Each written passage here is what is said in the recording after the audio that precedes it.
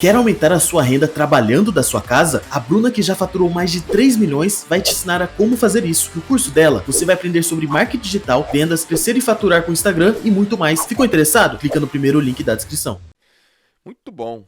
Ó, ele começa lá falando, por exemplo, sei lá, modelo de dinheiro, que é como que você viu a vida, as experiências que você teve na sua infância, as palavras que você fala, as palavras que você ouviu dos seus pais, dos familiares e assim por diante. E aí, ele fala dos 4 quadrantes, que é o seu corpo físico, o seu corpo cognitivo, emocional e espiritual.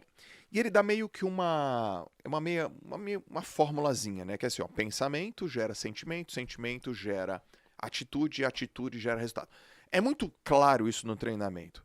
Ele começa o livro também falando assim, ó. Não sei se você lembra dessa parte. No dia que você entrar no restaurante, pedir uma comida e não olhar o preço, você tá no caminho certo. Cara, eu usei isso. Ele até proíbe pedir frango nesse dia. É que é mais barato verdade, frango. é verdade. Eu usei isso. Eu morava na Praia Grande. Eu e a Lalas. Era 2017. E aí tinha uma casa de comida italiana, massa. Eu bebi... Não, então eu já não bebia. Então foi antes, cara. Não, então eu já não lembro mais. Eu já não bebia. Eu parei de beber em 2016. Mas acho que foi 2017, porque foi quando eu li o livro e tal. 16 para 17. E eu lembro que a gente foi no restaurante e eu falei, vamos pedir. E não olha quanto custa. E eu não lembro quanto a gente pagou, porque já que eu não olhei o preço, também não lembro quanto eu paguei. E ali eu percebi que eu estava no caminho certo. Ele começa o livro falando assim, né? Então, o que você pensa gera o teu sentimento gera as tuas atitudes, e as tuas atitudes geram o teu resultado. Comenta um pouco sobre isso aí. É bem interessante essa parte do livro nesse começo, né? Inclusive essa fórmula, pensamentos, sentimentos, atitudes, ações terminando em resultado, é muito usado hoje em dia, todo mundo fala disso. Sim. E eu não sei quem foi o primeiro, mas eu vi esse conceito primeiro, foi com o T. Harv Eker. E ele fala que tudo começa no pensamento. Até quando você fez o post para divulgar o podcast, você falou, as coisas vão acontecer 2 vezes, a primeira na cabeça e depois no mundo real. E de fato, ele fala que muita gente tem resultados ruins com o dinheiro porque tem pensamentos e crenças nocivas quanto ao dinheiro. E ele fala que grande parte dessas crenças, elas foram estabelecidas através de 3 coisas. Uma programação verbal, então aquilo que você ouvia as pessoas falando sobre dinheiro, e raramente você tem contato com pessoas ricas que entendem o jogo do dinheiro. Geralmente você tem contato com o pessoal que está ali na classe média ou mais baixo do que isso, então geralmente o pessoal usa o dinheiro, aprendeu a usar, mas nunca estudou direito sobre como ele funciona. Então não costumam ser opiniões muito positivas. Além disso, você tem os exemplos, que é o segundo ponto. E qual que é o exemplo tradicional? Principalmente aqui no Brasil. Saiu uma estatística do Conselho Nacional do Comércio, CNC, ou Confederação Nacional do Comércio, não lembro agora direito. Mas falando que 70% das famílias brasileiras estão endividadas. Então, por mais que, vamos supor que a prática verbal fosse positiva quanto a dinheiro, no exemplo, o normal no Brasil, Sim. ou pelo menos o comum, né, não deveria ser o normal, é as pessoas estarem endividadas. E o último ponto é uma experiência específica com grande carga emocional. Ele dá exemplos no livro, ele dá exemplo da mulher dele, que sempre que pedia dinheiro era pro pai porque a mãe nunca tinha. Sim. Aí o arquivo que ela tinha, quem tem dinheiro é o homem, Sim. né? A mulher não precisa ter dinheiro e toda vez que ela queria alguma coisa pedia pro marido. Sim. E aquilo gerava conflito entre eles. Ele dá o exemplo de uma moça que o pai morreu nos braços por preocupação financeira.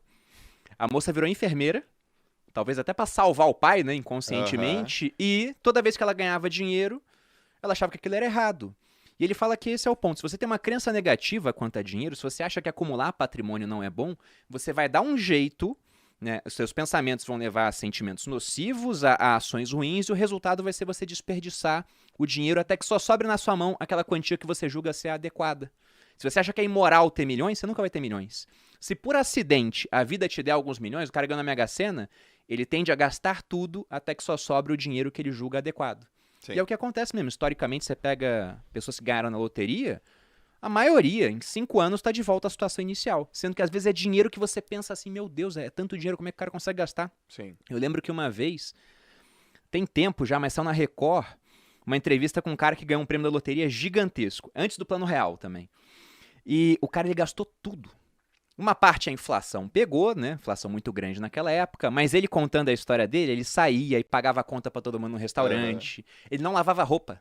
Ele comprava a roupa, sujava e jogava fora.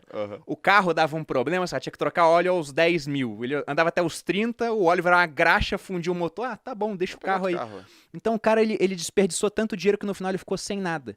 E aí perguntaram pra ele, qual é o seu arrependimento? Ele falou, não ter comprado uma casa pra minha mãe. Eu falei, meu Deus, o cara ganhou um prêmio gigantesco, não comprou um imóvel pra família dele. Caracas. Então é esse o ponto, né? Ele fala, se você não tem crenças alinhadas, você nunca vai conseguir acumular patrimônio. E aí ele fala pra você identificar esse teu modelo de dinheiro. Porque esse seu modelo não é seu. Ele só foi passado pra você. Aham. Então o ponto é que você não é uma gravação, que ele diz. Você é o gravador. Se essa gravação não tá boa, você deleta e grava uma nova. Perfeito. E aí o que ele Perfeito tenta exemplo. fazer é colocar os arquivos bons no lugar dos arquivos ruins. Perfeito exemplo. Ô, Bruno, cara, assim, outro parênteses que eu vou abrir aqui. Lá no teu Instagram, nas tuas mídias, você recebe perguntas, comentários de tipo assim, porra, Bruno, tu só fala de dinheiro? Não. Existe isso? Existe um cara, pô, você não vai falar tudo pra você é dinheiro? Ou você só fala de dinheiro? Ou nem tudo é dinheiro? Existe essas coisas? Esse Então, tipo de o comentário? só fala de dinheiro não. Até porque lá o assunto no Instagram, principalmente, fica mais amplo. No YouTube é muito dinheiro, né? É sempre focado em finanças. No Tá. Instagram a gente acaba falando de mais coisas. Então não, mas o que sempre aparece é dinheiro é muito importante, de fato. Dinheiro traz felicidade, né? Sim. Você não acha que amor é mais importante que dinheiro, né? Ou saúde? Ele coloca isso aqui, uma coisa. Pode-se fazer duas coisas ao mesmo tempo, né? Não Exato. confunde as coisas. Ele fala, até o livro está marcado nessa parte. É uma fala, um princípio de riqueza, né? Porque eles têm os arquivos mentais e dentro dos arquivos da explicação tem certos princípios. E tem uma hora que ele fala isso, é um arquivo onde ele diz: as pessoas ricas acreditam que podem ter ambas as coisas. A Aham. pessoa de mentalidade pobre, e ele sempre bota mentalidade pobre. Porque às vezes você hoje não tem dinheiro, você se julga pobre, mas a tua cabeça não é de pobre. Você tá com os arquivos mentais corretos. Então, daqui Boa. a 5 anos, tua situação tá muito diferente. Boa. Agora tem o cara que tá com dinheiro hoje, mas a mentalidade dele ainda é de pobre. Sim. Daqui a 5 anos você vai ter que trocar de lugar com ele, né? O cara com mentalidade boa cresce, o outro decresce. É a questão do termostato que ele fala financeiro. Mas o que ele diz é, quem tem mentalidade pobre julga que ou é uma coisa ou outra. Então isso de ou amor ou dinheiro, ou saúde ou dinheiro, o que ele fala é a mesma coisa que perguntar o que é mais importante, ter o braço Isso. direito ou tua perna esquerda. Ambos são importantes, você tem que Exato. abrir mão de um Sim. para ter outro. Então isso chega bastante lá. Como se, por exemplo, ter mais dinheiro vai te trazer menos felicidade no final das contas, porque traz mais preocupações. Ele também aborda isso. Né? Tem lá os arquivos de riqueza. Pô, a pessoa rica ela se torna maior do que os seus problemas, enquanto Exato. a pessoa pobre é menor do que eles. Sim. Então hoje, lógico que eu tenho preocupações que eu não tinha na época que eu não tinha dinheiro. Uhum. Mas eu também eliminei uma série de preocupações através do dinheiro. Sim. Pô, só esse ano o meu cunhado pegou Covid no começo do ano, teve que ser internado às pressas, ficou muito mal, a conta do hospital deu mais de 100 mil reais. Quem pagou? A gente, porque o plano de saúde do Exército não cobria o hospital que ele ficou. Perfeito. Isso tirou o meu sono? Não. Se eu não tivesse dinheiro, eu estaria tirando meu sono até agora, eu pensando que eu podia ter salvado a vida dele, mas não tinha capital pra isso. Cara, a primeira vez que a gente bateu um papo, eu fui na tua casa, não sei quanto tempo tem, uns 3 anos atrás, talvez. Eu lembro que a gente falou sobre isso, porque você teve um problema na coluna Tive. e o que segurou você no tratamento, ficar de boa, foi o dinheiro que você tinha guardado, o dinheiro que você dinheiro. tinha aplicado. Foi de fato. Então, ou seja, uma preocupação, ou vamos dizer assim, uma questão de saúde foi amenizada, tranquilizada, sei lá, diminuída, porque você fala, putz, do ponto de vista de grana, eu tô de boa. Isso mudou até a dinâmica do tratamento, João. Porque Como assim?